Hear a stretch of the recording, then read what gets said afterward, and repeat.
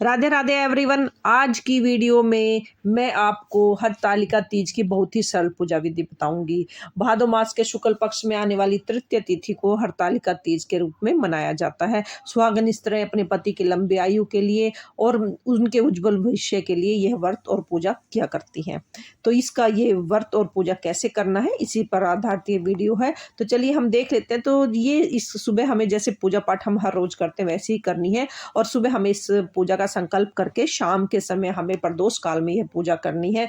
जब ये पूजा करते हैं तो दोबारा से स्नान करके नए साफ वस्त्र पहन के ही हमें पूजा करनी है। जिस स्थान पर पूजा करनी है वहां पर हमें सबसे पहले उसको साफ करके आप रंगोली बना सकते हैं या कोई स्वास्तिक का चिन्ह बना सकते हैं। तो यहाँ पर मैंने देखिए स्वास्तिक का चिन्ह बना लिया है।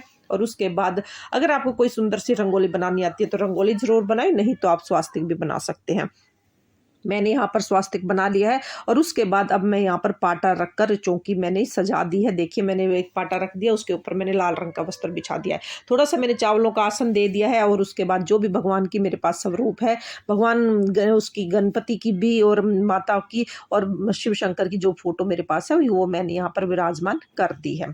और उसके बाद हम कलश की स्थापना करेंगे। उसके लिए मैंने थोड़े से चावल रख दिए एक मुट्ठी में, और उसमें यहाँ पर मैंने अष्टदल कमल बना दिया है। देखिए अब छोटे से आप चाहो तो सिंपल ढेरी बनाकर भी यहाँ पर पूजा कर सकते हो, या ऐसे कम इसकी ऐसे लाइनें निकाल कर भी अष्टकमल बनाकर ये कलश रख सकते हैं। तो कलश तांबे का या पीतल का होना चाहिए। इसमें मैंने एक सिक्का डाल दिया है, एक हल्दी गांठ डाल दिया, सुपारी डाल दी है, थोड़े से चावल डाल दिए, फूल डाल दिया है, और ये 5 चीजें मिलाकर मैंने इसमें डालकर यहाँ पर हम जहाँ पर मैंने चावल की ढेरी रखी थी, अष्टकमल दल बनाया था, मैं वहां पर रख दूंगी।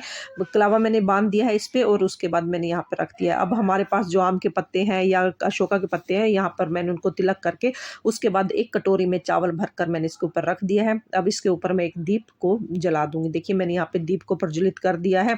अब मैंने एक दूसरा पात्र लिया, उसमें मैंने फूलों का आसन दे दिया है, और उस पर मैंने गणेश जी विराजमान कर दिए हैं, और उसके मैंने यहाँ पर भोले शंकर बाबा विराजमान कर दिए हैं, और माता पार्वती को भी यहाँ पर विराजमान कर दिया। देखिए ये मिट्टी की मूर्तियों की पूजा की जाती है। तो यहाँ पर जो मैं अभिषेक करूंगी मिट्टी की मूर्तियों से करूंगी, क्योंकि हरतालिका तीज में मिट्टी की मूर्तियों का पूजन का बड़ा महत्व माना गया है। अब सबसे पहले हम शुद्धिकरण कर लेंगे। मैंने एक जल के लोटे के साथ मैं शुद्धिकरण कर रही हूँ यहाँ पर, और उसके बाद हमने जल से स्नान करा दिया है। पहले हम गणेश जी को स्नान कराएंगे, भोले बाबा को स्नान कराएंगे, माता पार्वती को स्नान कराएंगे, फिर हम कच्चे दूध से स्नान कराएंगे सभी को, और उसके बाद हम फिर से हम जल से स्नान कराएंगे। तो इस तरह से 3 बार ये स्नान कराया जाता है। तो ये अभिषेक हो जाता है। 3 बार स्नान कराने के बाद अब हम जनेऊ स्वरूप कलावा यहाँ पर मैंने जनेऊ मैंने उनको समर्पित कर दिया। माता रानी को मैंने चुन्नी समर्पित कर दी है। और उसके बाद हम यहाँ पर जनेऊ स्वरूप कलावा समर्पित कर देंगे। सभी को हमने जनेऊ समर्पित कर दिया, अभी हम कलावा समर्पित कर देंगे। और उसके बाद हम सबको यहाँ पर तिलक लगा देंगे। पहले चंदन से तिलक लगाएंगे, और उसके बाद माता को रोली से तिलक लगाएंगे। देखिए यहाँ पर मैंने जो भी माता की यहाँ पे स्वरूप थे मैंने सभी को तिलक कर दिया है। कलश पर भी मैंने स्वास्तिक बना दिया है, और यहाँ पर भी मैंने उनको तिलक कर दिया है, दिए को तिलक कर दिया है। सभी को तिलक करने के बाद उसके बाद अब हम यहाँ पर जो भी हमारे पास चावल है, थोड़े वो चावल साबुतले होने चाहिए, टूटे हुए नहीं होने चाहिए। चावल मैंने यहाँ पे समर्पित कर दिए हैं।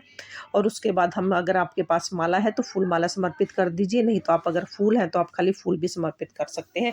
तो यहाँ पर मैंने सभी को फूल समर्पित कर दिए हैं। दीप पर भी मैंने फूल समर्पित कर दिए, कलश पर भी मैंने फूल समर्पित कर दिए। और सभी को फूल समर्पित करने के बाद फ्रेंड्स अब हमें यहाँ पर जैसे भी हमारे फूल समर्पित होने के बाद अब हम जो हमारे पास भगवान की प्रिय वस्तुएं हैं, जैसे कि अगर आपके पास भांग धतूरा बेलपत्र है तो हम वो समर्पित कर देंगे। देखिए मैंने यहाँ पर बेलपत्र समर्पित कर दिया है, भोले बाबा को भी बेलपत्र समर्पित कर दिया है। और बेलपत्र समर्पित करके अगर आप चाहो तो यहाँ पर तिलक करके भी बेलपत्र समर्पित कर सकते हो, यानी कि चंदन की टिक्की लगाकर भी आप बेलपत्र समर्पित कर सकते हैं। उसके बाद हमें माता रानी को श्रृंगार समर्पित करना है।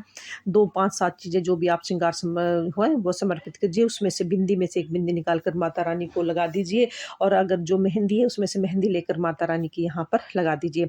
सिंदूर की डब्बी में से सिंदूर लगा दीजिए। ये बड़ा शुभ माना जाता है, क्योंकि हरतालिका तीज पर पति की लंबी आयु के लिए व्रत रखती हैं सुहागन स्त्रियां, तो उसके लिए हमें सिंदूर चढ़ाना जरूरी है।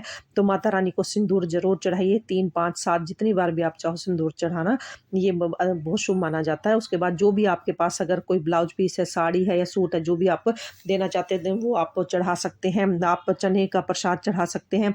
और उसके बाद हमें यहाँ पर कोई भी भोग प्रसाद में मिठाई या मिठाई ना हो तो पतासे चढ़ा सकते हैं। यहाँ पर जो चने हैं, भीगे हुए चने का बड़ा विशेष महत्व रहता है, इसलिए भीगे हुए चने भी ज़रूर चढ़ाए जाते हैं। एक श्रीफल ज़रूर चढ़ाएँ, क्योंकि हरतालिका तीज की व्रत में श्रीफल भी चढ़ाया जाता है। और उसके बाद अब हमने जो ऋतुफल हैं वो हमने समर्पित कर दिए हैं। तो यहाँ पर जो भी ऋतुफल हैं वो आप समर्पित कर, कोई भी 5 लेने होते हैं, अगर आपके पास 5 है तो ठीक है, और खीरा ज़रूर चढ़ाइए। अब हमने 1 लोटा जल का लेकर मैंने अपने हाथ में थोड़े फूल और चावल लेकर अब हम कथा सुनेंगे। हरतालिका तीज की व्रत कथा सुननी है। कथा का वीडियो भी चैनल पर आपको मिल जाएगा, आप वहाँ से भी सुन सकते हैं। उसके बाद जैसे ही हमारी कथा संपन्न हो जाती है, पूर्ण हो जाती है, जो हमारे हाथ में फूल और चावल है वो हमें गणेश जी पर, भोले बाबा पर, माता लक्ष्मी पर, वो पार्वती पर समर्पित करते हुए हमने थोड़े से चावल हमने जल के लोटे में भी डाल देने हैं। तो इस तरीके से हमारी ये पूजा पूर्ण हो जाती है। अब हम छोटा सा हवन करेंगे। इसके लिए मैंने कपूर जला लिए हैं। मैं कपूर से हवन करूंगी और जो आहुति दूंगी वो मैं जैसे हवन सामग्री होती है उससे मैं 5, 7, 9 आहुतियां दी जाती है। और आहुति देते समय ओम नमः शिवाय या श्री शिवाय नमस्तुभ्यं का निरंतर जाप करते रहें। तो इस तरीके से हमें 5, 7 आहुतियां देनी है। आहुति देने के बाद जो हमें भगवान को आहुति दी है, तो उसके बाद जो हमने भोग प्रसाद भगवान को समर्पित किया था, उसी में से थोड़ा सा भोग हमें उसमें डालना है, थोड़ा सा हमें घी डाल देना ताकि हमारी अग्नि प्रज्वलित चलती रहे। हमने उसके बाद डालकर उसके बाद अब हमें आरती करनी है, बड़े ही प्रेम से, बड़े ही भाव के साथ हमें गणेश जी की, माता पार्वती की, भोले बाबा की हमें आरती करनी है। आरती करने के बाद जब हमारी आरती पूर्ण हो जाती है तो उसके बाद इस तरह से हमारा ये जो हरतालिका तीज का व्रत है ये उसकी पूजन उसका संपूर्ण हो जाता है।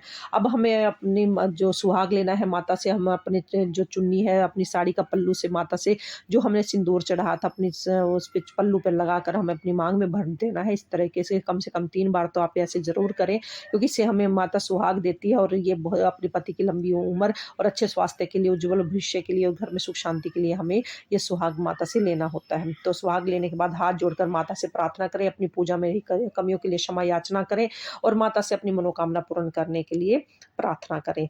तो फ्रेंड्स, ये हमारी पूजा संपन्न हो जाती है।